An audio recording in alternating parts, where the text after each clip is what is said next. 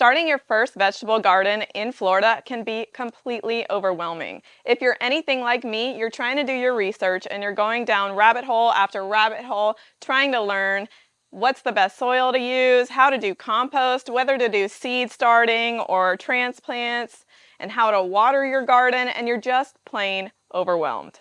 On top of all of those decisions you're going to have to make, you have to realize that Florida seasons are totally different than the rest of the country. The truth is, it's probably going to take more than one season to become the gardener you want to be. In today's video, I'm going to consider all of that information out there and try to boil it down to what you really need to know to get started. By the end of this video, you will have a simple setup that will provide you successful harvests in your season number 1, so you'll continue on to season number 2. Hey guys, my name's Jen. I'm here in Melbourne, Florida, which is zone 10A on the eastern central Florida coast, right near Cape Canaveral. 2 years ago, I quit my engineering career to be a stay-at-home mom and a backyard gardener, and I couldn't be happier. Thanks, honey. I am absolutely obsessed with gardening, and I want to share it with you so that you can find that same fulfillment that I find in it. Now, before I get into the details of how to set up your starter garden in Florida, I want to set some clear goals for season number 1. Goal number 1, build your confidence to keep on growing. Goal number 2, learn to balance insects, not eradicate them. Goal number 3, learn to prioritize soil health. Goal number 4, develop a daily gardening habit. Now, the way I recommend achieving these goals is by following the plan laid out in this video and allowing yourself to get better over time. This video is the first in a series of videos I'll be posting about beginner gardening in Florida. We will start with a simple setup and properly timed crops to minimize pest and disease pressure. A lot of the crops I'm going to recommend are considered easy crops. Remember, we're not trying to do the most challenging crops in season number 1. What we're doing is trying to get our feet wet with gardening and have some easy wins. Let's start off by talking about the different seasons in Florida. I grew up in Northern Virginia and we had a very distinct spring, summer, fall, winter. And then I moved to Florida and it's basically just hot all the time. We don't have a real winter. It barely gets cold enough 3 days out of the year to wear a winter coat. And our summers are just brutally hot. So the rest of the country is usually gardening a ton in the summertime. In Florida, a lot of gardeners actually take the summer off. You don't have to do that. There are crops that will thrive in the summer, but they're probably not your favorite crops to grow, and it can be a challenge to keep up with the watering needs. One approach to summer gardening in Florida could be simply to prep your raised beds for the fall season. To prep your raised beds, one technique people do is cover cropping. For example, I could fill my entire raised bed with black-eyed peas and they would thrive in the summer, and then my soil would be nice and nitrogen rich for those cool season crops in the fall to thrive. There are a couple of key points that I think are very important for a beginner gardener in Florida to understand. If you're trying to grow something like a big slicing tomato, you're probably going to want to start that in early spring, probably around February, so that that plant has time to mature and actually put fruit on before the summer pests come and get it. So in that early spring planting time, your goal should be to get transplants in the ground quickly after any frost you might experience if you're in northern or central Florida, so you can harvest those crops before the summer pests come in. In the fall planting, you've got to worry about something totally different. If you were to direct sow seeds straight into the garden for cool season crops, a lot of times if you're putting them in your garden in September, it's still too hot for those cool season crops and the growth is going to be stunted. Late summer to early fall is when we end up doing seed starting indoors. Now that we've learned a little bit about the seasons in Florida, let's talk about choosing a location for your Florida garden. Most vegetable crops need full sun. Now, full sun in Florida is very different from full sun in New York, for example. What we're really shooting for is 6 hours of full sun exposure. Now, when it comes to choosing a spot in your backyard or your side yard, what you're going to do is try to make sure that you've got enough distance between any tall structures like the side of your house or a privacy fence. You're also going to avoid the north side of trees because the north side of trees is typically the shadiest spot. There's some crops like lettuces and some herbs that will do okay in partial shade, but for the most part, we can assume vegetables need full sun.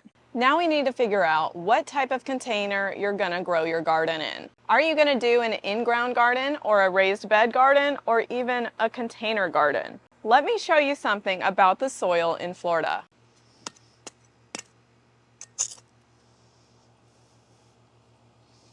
Well, I just dug up a seashell, for one. And also, look at this soil. Can we even call this soil? This is sand.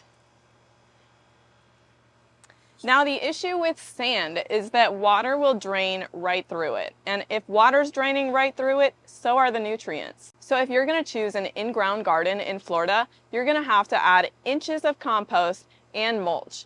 And once you get that going, you're probably gonna be fighting weeds the whole time. This is doable, and it's one of the most affordable ways to start a garden, but don't be surprised if it's a little bit more work. Growing your garden in a raised bed is a great way to provide a physical barrier for some weeds and also to help you control the soil that's in there. Now, a raised bed has no bottom to it, and so any overwatering will just drain right out the bottom of the bed. In this type of container, you're going to use a raised bed mix of soil, you're going to add compost, and you're going to top with mulch for water retention. One of the downsides of growing in a raised bed is that it can be a real pain if you ever want to move the raised bed. Trust me, I know from experience. I'll put a link up here from my experience moving one of these Vego garden raised beds, and let me tell you, it was doable, but it was not fun. The advantages include weed control, better soil control, and some of them are even modular like this Vego garden one, so you could expand your garden pretty easily if you wanted to in the future. Another option is choosing a container. Similar to a raised bed, it provides that physical barrier against weeds, and it also allows you to control the type of soil that you put in it. However, if you choose to go with a container, make sure you choose potting mix instead of raised bed gardening mix for your soil. That will help provide the proper amount of drainage for something like a container that has a sealed bottom. One of the advantages of using containers for your garden is that they're so easy to move. They might be heavy and you might need some help from another person or using something like a dolly to help you move them, but they're much easier to move than a raised bed. Let's start talking about the crops. I know if you've been researching gardening, you have seen things like these seed starting cells and trays. What I'm going to recommend for you as a beginner gardener in Florida is to not do seed starting in seed starting cells and trays. What I recommend is going to your big box store or your local nursery and picking up starter plants for all the crops you're going to do this season. The reason I'm recommending doing it this way in your first season is because seed starting is not as easy as it seems. You could be wondering to yourself, how do I know if I should direct sow the seed in the garden or go through the process of doing this seed starting cell, and then potentially if you don't keep the environment right, you may get no sprouts. Or if you're doing something like an herb like thyme has a germination time of like 21 days. So you're not going to see any progress for 21 days. In my experience, if you're doing something for 21 days and see zero progress, it's an easy way to become discouraged. That's what we're trying to avoid in season number 1. Now there's an exception to what I'm saying, and that's with root crops. When we're talking about carrots or radishes, you're going to direct sow those into your garden. Root crops like carrots and radishes don't like their roots disturbed, so it's not going to be very successful if you were to start in a seed starting cell and then try to transplant them in the garden. Now let's talk about what crops to grow in which season. I'm going to put a link in the description box below to the best planting calendar I've seen, and that's from the UF IFAS website. It will show you by month which crops you need to be planting. When you look at the planting calendar below and you're trying to choose a crop, make sure you don't forget about that days to harvest column. You'll notice some things like celery or carrots have like 120 days on there. As a first-time gardener, that's a really long time to wait and see if you're doing things correctly. I would choose crops that are between 60 and 90 days to harvest and also appropriate for whatever month you're starting in. Now, along with that resource, I'm going to point out some crops you should avoid planting. These are considered your challenging crops, or the ones that are susceptible to things like powdery mildew. I want you to avoid any squashes. Avoid planting cucumbers.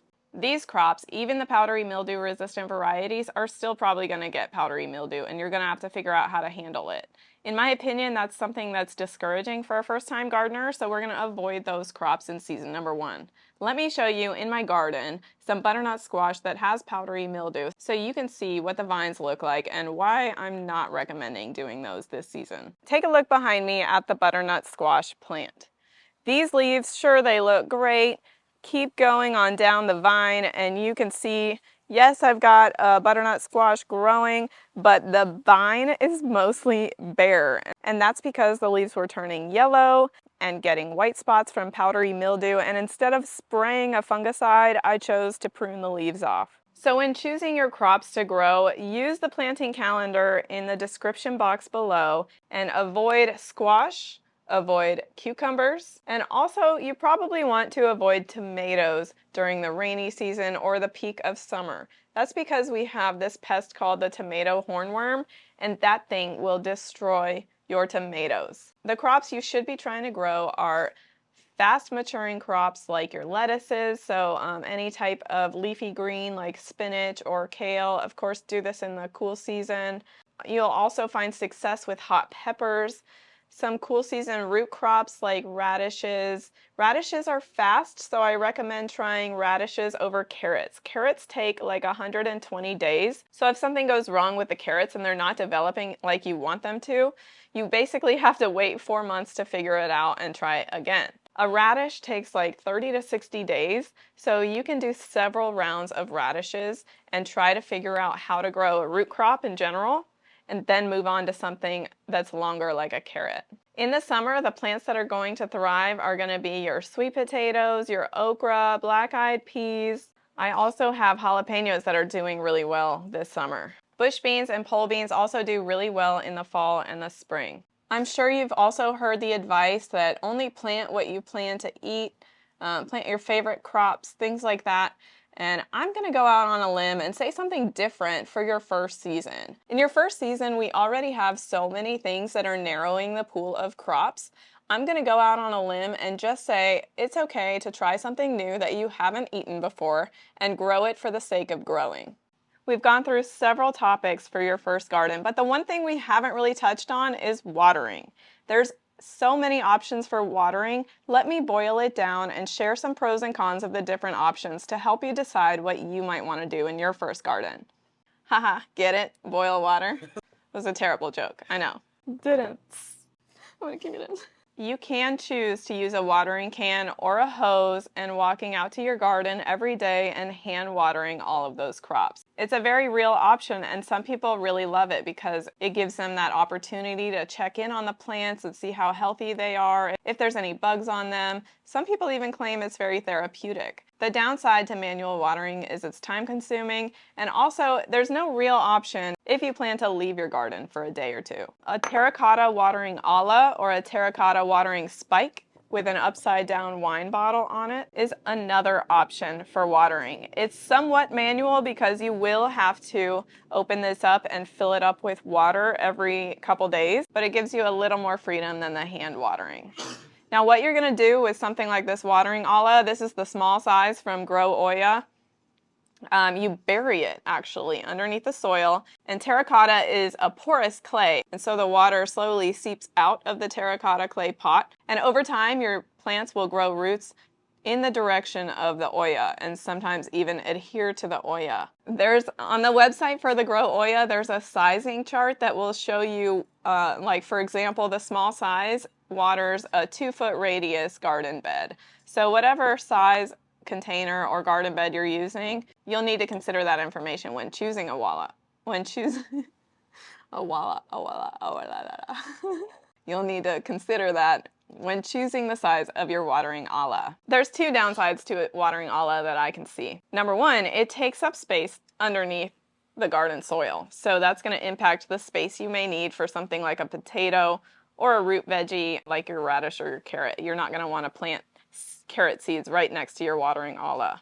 The other downside is if you live in an area like northern Florida where you get some freezes, you're supposed to actually empty the watering ala and bring it inside before freezing temperatures hit. Otherwise, that clay pot could crack. Now this one is from growoya.com, but Amazon has a couple options too if you'd rather look there. A third option is a self-watering solution. You can buy self-watering containers, and you can also buy self-watering wicking cells for a raised bed. Self-watering essentially means there's a reservoir at the bottom of the container that holds any excess water from potentially any overwatering that happened. And then there's a barrier on top of that reservoir that prevents soil from dropping down into the reservoir, but it has something like slits or holes for roots to go through. Typically, the way that those work is that you'll water from the top of the container or the top of the raised bed, and that water will seep through the soil and drain into the reservoir, and the roots will grow down towards the water and soak it up from the reservoir as they need it.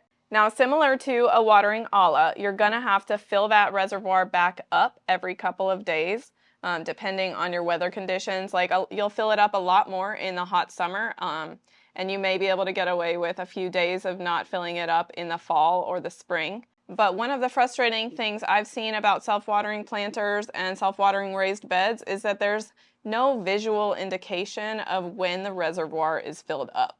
So with something like a watering olla, you just open it up and you'll be able to see when the olla is full. With a self-watering raised bed or a self-watering container, you'll turn the water on, and maybe in a container you'll be able to see overflow if there's an overflow spout on the side of the container, but on a raised bed it's pretty difficult to see when you've reached the capacity of the reservoir. So consider your tolerance for the unknown when you choose one of those two options. The last option I'm going to suggest for watering your first vegetable garden is drip irrigation. Let's walk over to my raised bed that has some drip irrigation so I can better explain how it works. A drip irrigation system basically consists of some tubing that's on top of the raised bed that has holes in it or emitters in it that allows the water to slowly drip into the soil. That slow drip is supposed to be much more efficient for deep watering to help your plants establish strong roots, and also helps you avoid overwatering.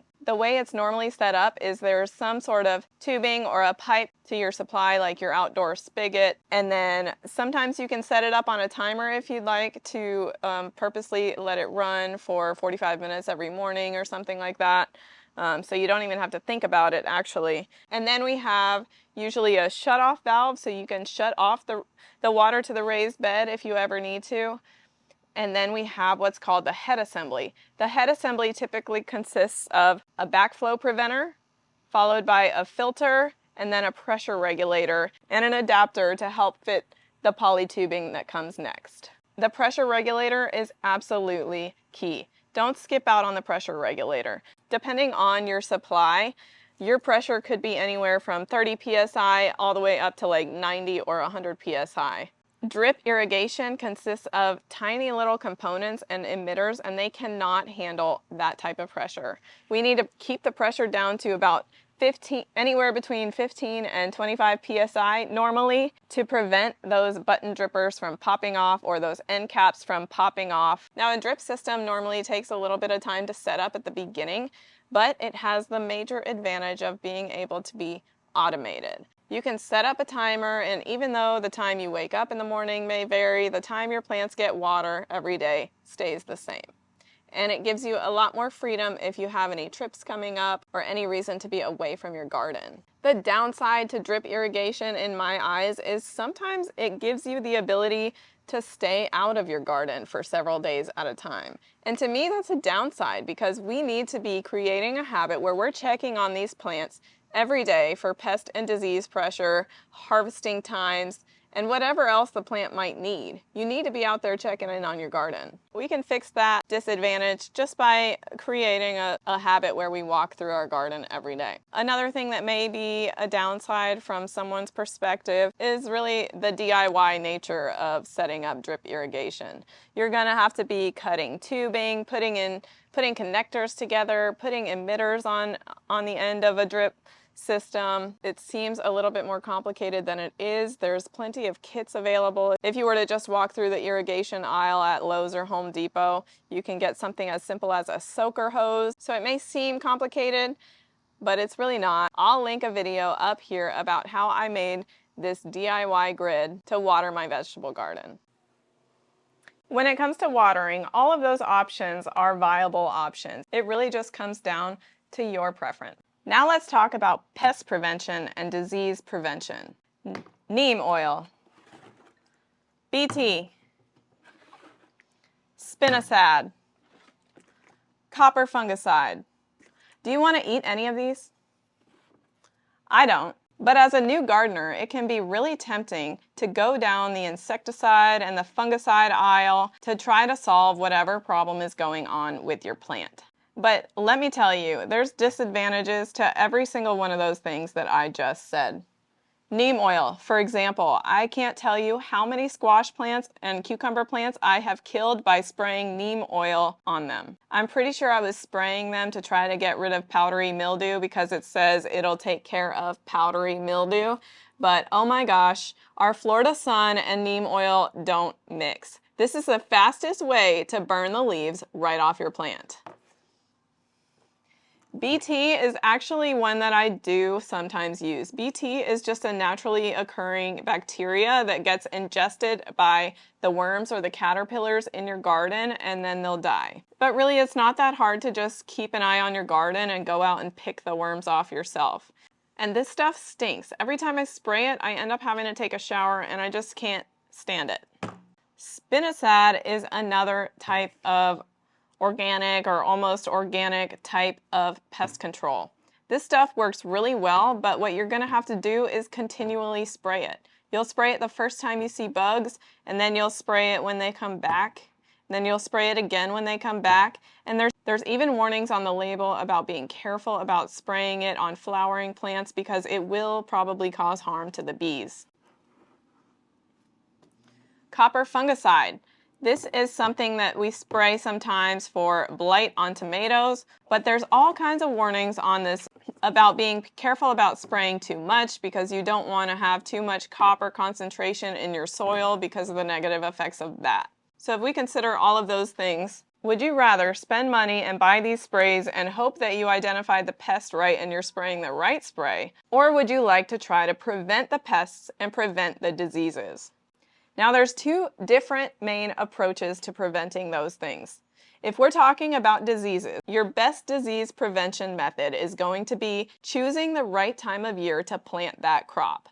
That planting calendar will be your saving grace for diseases. And also the fact that you're not going to choose squashes and cucumbers in season number 1. Now when it comes to pests, we can either try in our first season to identify and kill the bad bugs, but we'll also have some unintentional deaths of beneficial insects.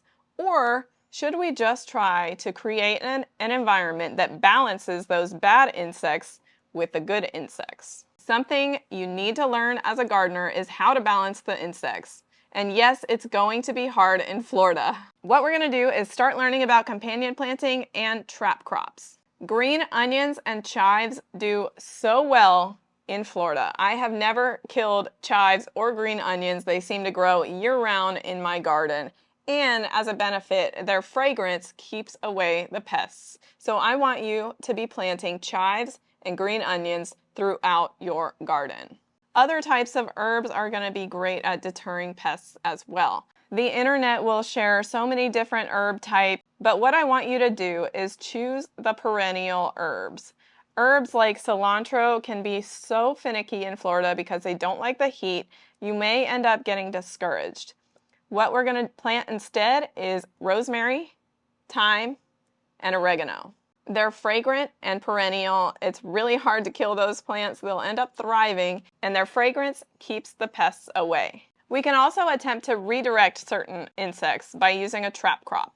A flower like nasturtium, I used to butcher the pronunciation of that flower and say like nasturtium and just stupid stuff like that. But I've learned it's nasturtium, and nasturtium is a great trap crop for aphids. Something in my garden that tends to get aphids is kale and my pepper plants.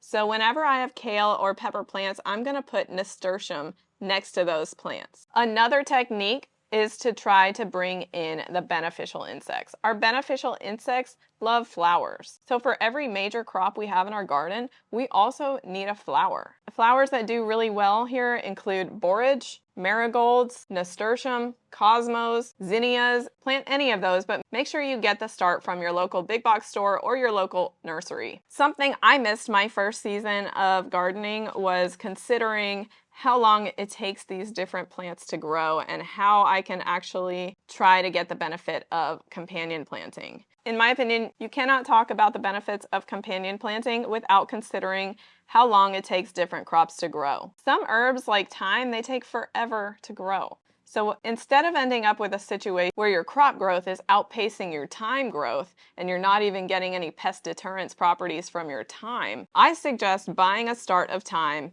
to avoid any growth timing issues affecting what you're trying to get out of those herbs and flowers. Now that we've talked about the bad insects, let's talk about the good ones, the pollinators. There's so many crops in your garden that will flower before they produce any harvest. The flowers need to be pollinated. If we don't have good populations of bees and butterflies, how can we expect natural pollination to happen on these crops? What we're going to do is attempt to create an environment that's inviting to those pollinators. So your crop that may only produce a couple flowers at a time, we're going to make our space more alluring to those beneficial insects by planting lots of flowers near our flowering crops. So every season, your garden is going to have your primary crops, your herbs, and flowers for the pollinators.